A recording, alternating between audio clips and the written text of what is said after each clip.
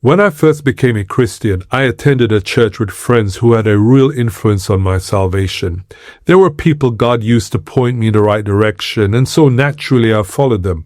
The church was founded by a well-established minister who had grown up in difficult circumstances in the 1960s, and so he carried a genuine burden for people on the margins, and that heart translated into action, not just talk.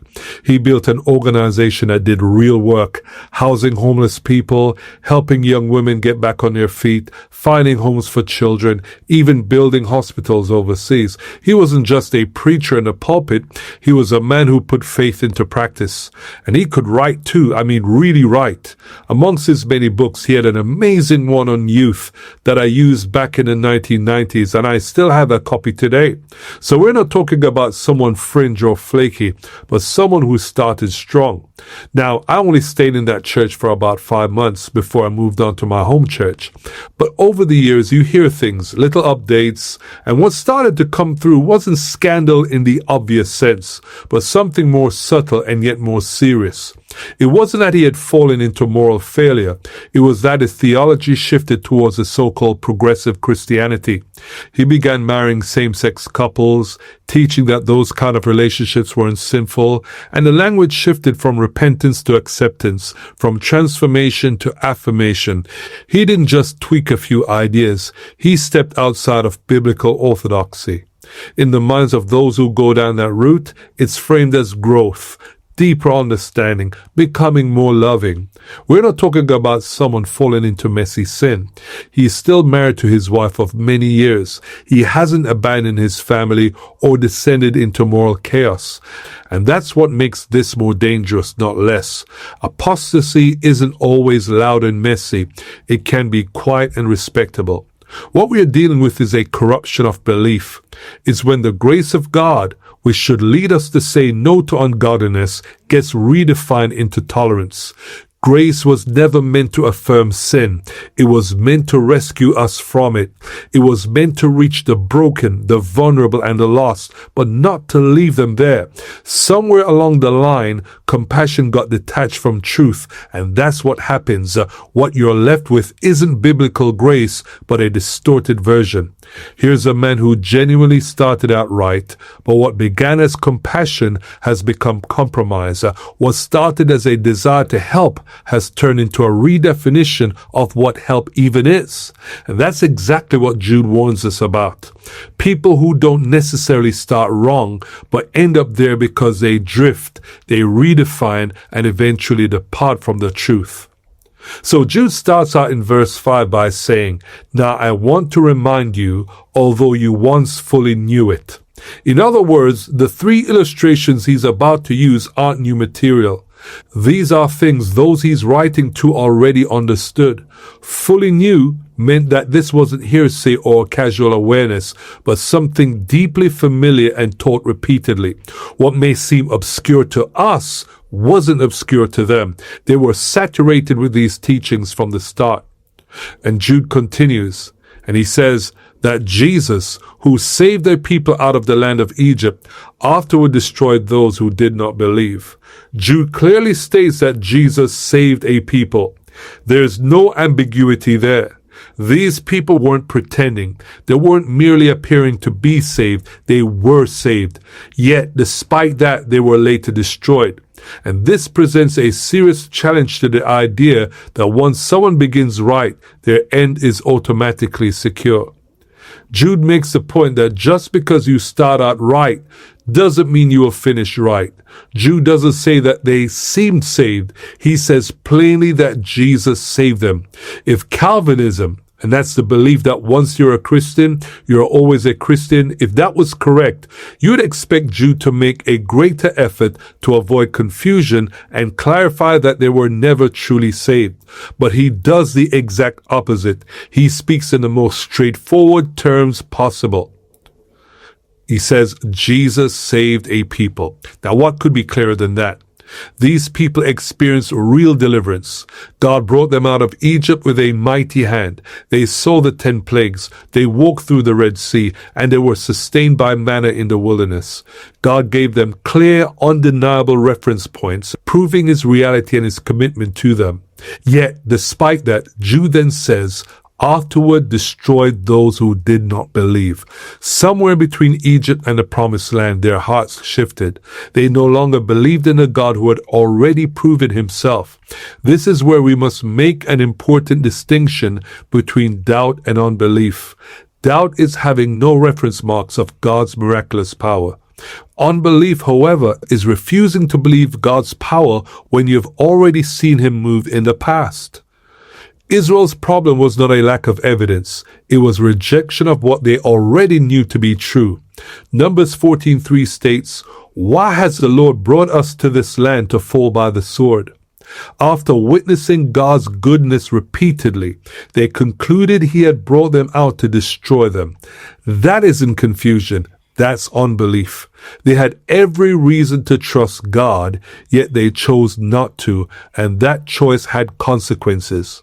Jude summarizes it in verse 5, destroyed those who did not believe. Doubt may be understandable at times, but unbelief is inexcusable when God has already revealed himself. This wasn't a case of ignorance, but of deliberate refusal. Israel began with faith when they left Egypt, but they didn't continue in it. Instead, they allowed unbelief to take root. Jude shows that the issue isn't how you start, but whether you continue. Beginning well isn't enough if you don't persevere. Jude isn't giving us a history lesson, it's a warning. People who have genuinely experienced God can still fall away if they do not continue in faith. Faith isn't something you possess once and then ignore. It's something you must continue in. The Israelites had every advantage, yet they failed because they didn't maintain their belief. So before Jude moves on to the angels, he establishes his central theme. You can be delivered and still be destroyed if you turn away. You can start in faith and end in unbelief. That's the warning. But now here's where it gets interesting. Jude 1 verse 6 says, "And the angels who did not stay within their own positions of authority, but left their proper dwelling, he has kept in eternal chains under gloomy darkness until the judgment of the great day."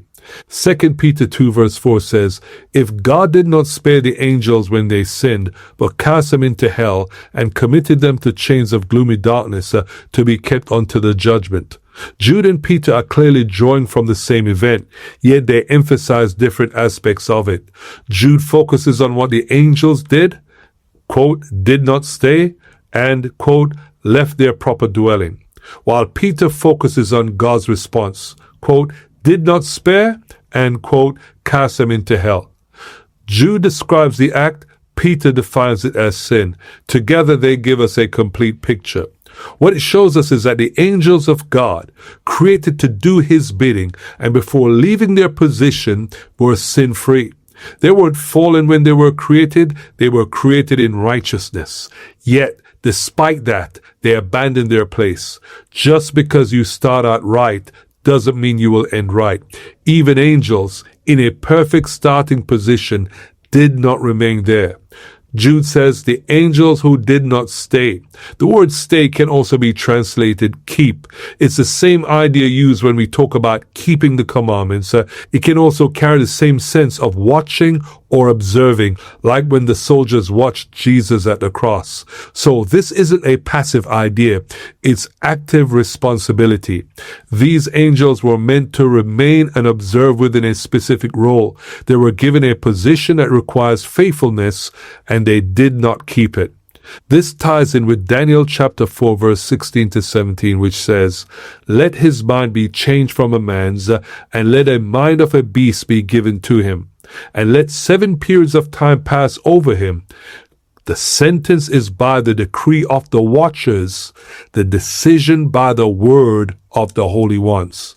Now, the decree of the watchers and the decision by the word of the holy ones are synonymous. The watchers are the holy ones, and the holy ones is another term for angels. So what this verse is saying, and it may seem a bit confusing, but in context, it deals with the judgment of Nebuchadnezzar. And it says that the judgment of Nebuchadnezzar was described as being issued by the watchers, angelic beings with power and authority operating in the affairs of humanity. And then Jude adds, within their own positions of authority. The Greek is archen, meaning first or beginning or principality. This word is used in Ephesians chapter 6 verse 12, where Paul says, for we do not wrestle against flesh and blood, but against principalities, against powers. So this isn't just any position, but a position of rank, order, and authority within the spiritual realm. These angels were assigned a domain, a sphere of influence, something that belonged to them under God's structure, yet they didn't remain in it. Now Jude continues. He says, they left their proper dwelling. The word left can mean to leave behind. As in 2 Timothy 4 verse 20, the Apostle Paul says, Trophimus I have left at Miletum. It also carries a stronger meaning, to abandon, to desert, to forsake. This is intentional departure.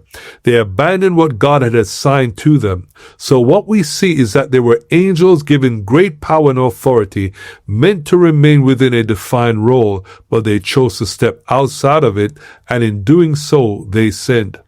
Then Jude says, quote, he has kept in eternal chains. There is irony here.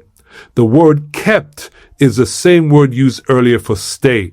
The angels that did not keep or stay in their position are now kept in chains. They refused to remain where they were supposed to be, so God ensured they remain where they're placed. The chains are described as eternal. The first time something outside the final hell is described in a negative eternal sense. These chains don't decay, they don't weaken, and they don't break. 2 Peter chapter 2 verse 4 adds further detail. Quote, committed them to chains of gloomy darkness. While Jude uses the Greek word desmois for chains, Pete uses sirois, a pit or a place of confinement, often understood as a pit for storing grain or a subterranean dungeon. That makes more sense in the phrase chains of gloomy darkness, because it's not that the chains themselves are made of darkness, but that they are confined in pits characterized by darkness. So it isn't just restraint, but imprisonment in a place of deep, oppressive darkness. Jude continues, he says, quote, under gloomy darkness until the judgment of the great day. These angels aren't roaming freely. They aren't the same as the demons that operate today. These are a specific group, set apart, confined, and awaiting a future judgment. This isn't the original rebellion of Satan and his angels in heaven, but a separate event. Peter says, quote, but cast them into hell. And this is very interesting. The Greek used isn't the usual Hades or Gehenna for hell, but Tartarus, used only once in the New Testament, and it's in 2 Peter chapter 2. Now, in Greek mythology, Hades was a place for human souls. But Tartarus was a deep abyss reserved for divine beings. It was far below Hades, a place of extreme confinement. In Greek mythology, Zeus fought and defeated his father Cronus and the Titans, and he cast them into Tartarus. Now, we aren't building doctrine from mythology, but we must understand that language often reflects concepts familiar to the audience. Tartarus describes a place of deep, severe imprisonment reserved for powerful beings, a spiritual supermax, if you will. When you strip back legend, sometimes there's a kernel of truth. One of the titans of Greek mythology were a distorted memory of real events, angelic beings who left their place and were cast into a deep abyss. That isn't something we can prove, but it's something to consider. Now, Jude had already said in verse 5, quote, now I want to remind you, although you once fully knew it. These were things the early church was familiar with. They were not confused by this reference. Now, if Jude is drawing from well-known Old Testament material, then the account of the angels must also come from there. The only place that fits this description is Genesis 6. Genesis 6 verses 1 to 2 says, quote, now it came to pass, when men began to multiply on the face of the earth, that the sons of God saw the daughters of men, that they were beautiful, and they took wives for themselves of all whom they chose. Throughout the Old Testament, the term sons of God referred to angels and never to ordinary humans. Job chapter 1 verse 6 says, the sons of God came to present themselves before the Lord. And this clearly includes angelic beings. We understood Satan came with them. Now, the early church understood it this way. Philo of Alexandria, Flavius Josephus, Justin Martyr, Clement of Alexandria, and Tertullian all held that the sons of God were angels. It was only centuries later that alternative interpretations began to emerge. Some suggested that these were the descendants of Seth, the son of Adam, and that the passage referred to the mixing of godly and ungodly human lines. But that view doesn't fully account for what follows, because in Genesis 6 verse 4 it says, there were giants on the earth in those days, when the sons of God came into the daughters of men, and they bore children to them. The word giants in the Hebrew is Nephilim. Some say it means giants, others say fallen ones, but the exact meaning is debated. But what we do know is that they were described as mighty men and men of renown. These weren't ordinary individuals. The text also says that they were present, quote, in those days and also afterward, which suggests continuity beyond the flood. Numbers 13:33 confirms this. Quote, and there we saw the Nephilim, and we were like grasshoppers in our own sight. So these beings were known even in the time of Israel's journey to Canaan. At some point, these angels had to answer for what they had done. They left their position. They crossed boundaries. They sinned and they were imprisoned, and now they're awaiting the final judgment. The issue isn't just sin. It's leaving what God has assigned. It's abandoning truth, position, and responsibility. These angels didn't drift. They chose to step outside of God's will, and because of that, they're now confined, awaiting judgment. Just like Israel, they began right, but they didn't finish right.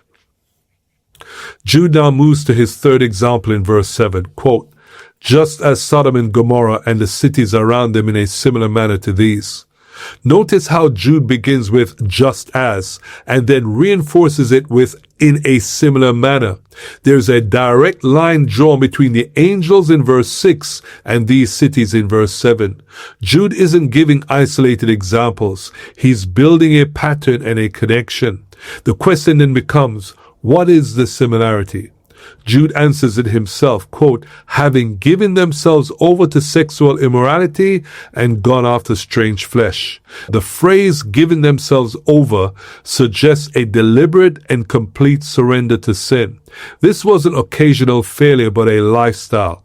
Sexual immorality covers all forms of sexual activity outside God's design, but Jude adds something more specific, quote, strange flesh, literally different flesh. This is where the connection to the angels become clearer.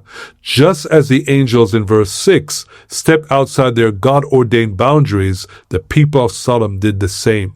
The angels crossed the boundary between heavenly and human beings. The people of Sodom crossed the boundaries of natural sexual order. Both are described as pursuing something outside of what God established. Both are acts of rebellion against created order. So, while the angels sinned by being attracted to a different kind of being, Sodom sinned by being attracted to the same sex, which is also outside God's design. In both cases, the issue is not just immorality, but unnatural desire. It is the rejection of God's boundaries. It's choosing something different from what God intended. That is why Jude connects them so tightly. Now here's where a deeper question arises. If Jude's theme is that people can start well and end badly, why does he include Sodom and Gomorrah? Reading Genesis, we aren't told that Sodom started well. It seemed to appear already corrupt. So, how does this fit into Jude's pattern? This is where we need to look beyond a surface reading and consider the timeline. To understand this, we need to go back to Genesis 11 and trace the genealogy from the flood to Abraham. Genesis 11:10-26 gives us a detailed timeline of the generations. Shem, the son of Noah, lived to be 600 years old when you do the math. When you follow Noah's genealogy step by step, you find that by the time Abraham was born, Shem was still alive. Genesis 21 verse 5 tells us that Abraham was 100 years old when Isaac was born. And this occurred shortly after the destruction of Sodom. That means Shem would have been approximately 490 years old. And remember, he died at 600. It therefore means that Shem, one of the 8 survivors of the flood, was still alive when Sodom was destroyed. A living witness of global judgment was still present. This wasn't ancient, forgotten history at that point. The memory of the flood was fresh. Shem carried that testimony. These weren't people living in ignorance, but living in a world where the consequences of sin had already been demonstrated globally. They had a living connection to the knowledge of God's judgment. Yet despite that, they chose to go down that same exact path. They ignored the lessons of the past. This brings us back to Jude's point. Apostasy isn't just about doing wrong. It's about rejecting known truth. Sodom started from a position where the reality of God's judgment had already been established. Yet they turned away from that. They chose to live as though none of it mattered. And Jude said they were, quote, set forth as an example, suffering the vengeance of eternal fire. The word example is key. This wasn't just a local event. It was meant to stand as a warning for future generations. The destruction of Sodom wasn't hidden. It was visible, dramatic, and unforgettable. Thousands of years later, we are still talking about it. Now, the word vengeance comes from the Greek word dike, which means a judicial verdict.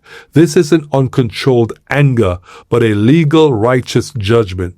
God didn't act randomly. He responded justly to sin. The phrase eternal fire indicates what happened to Sodom is a picture of something greater. It's a glimpse of the final judgment. Peter also brings out this idea in 2 Peter 2 verse 6. He says, quote, turning the cities of Sodom and Gomorrah into ashes, condemned them to destruction, making them an example. The word destruction is catastrophe, where we get our English word catastrophe. This was total devastation. What once existed was completely obliterated. It's interesting to note that Genesis describes this region as being like the garden of the Lord, fertile, prosperous, and flourishing, and yet in a moment it was reduced to a wasteland. Ezekiel 16:49-50 gives us further insight. He said these words, look, this was the iniquity of your sister Sodom. She and her daughter had pride, fullness of food, and abundance of idleness. Now, these conditions create an environment where sin could grow unchecked. Prosperity without restraint led to moral collapse. Pride, fullness of food, and abundance of idleness are the ingredients needed to produce a perverse generation. Sexual immorality wasn't the start, but rather the end. Their hearts had already turned before their actions reflected it. So when Jude says, quote, gave themselves over, he describes the final stage. They didn't arrive there overnight. They moved from knowledge to rejection, from rejection to corruption, and from corruption to judgment. And Jude highlights that it isn't just about Sodom. It's about anyone who follows the same path. Now, bringing everything together, Jude's 3 examples all follow the same structure. Israel was delivered but didn't believe and was destroyed. The angels were given authority but didn't remain and are imprisoned. Sodom had knowledge and warning, but gave themselves over to sin and were judged. In each case, there was a clear beginning aligned with truth, followed by departure from it. That is Jude's central message. It isn't how well you start that matters most, but how well you finish. Apostasy is real, and it carries consequences. These false teachers he warns about aren't outsiders. They're people who have turned the grace of God into sensuality. They're following the same pattern as Israel, the angels, and Sodom and Gomorrah. Jude shows that those who are judged often began in a right position. That is what makes the warning so serious. It isn't just about avoiding sin. It's about continuing in truth. It's about not drifting away from what you once knew. In the end, the message is clear. You cannot create your own rules, ignore the past, and expect a different outcome. The lessons are already there. The examples are already given. The warning is already clear. The only question is whether you will continue in what you know or turn away and follow the same path to destruction. Thank you for listening. If you like what you heard, please like, share, and subscribe. And ring that notification bell for further updates. Thank you and God bless.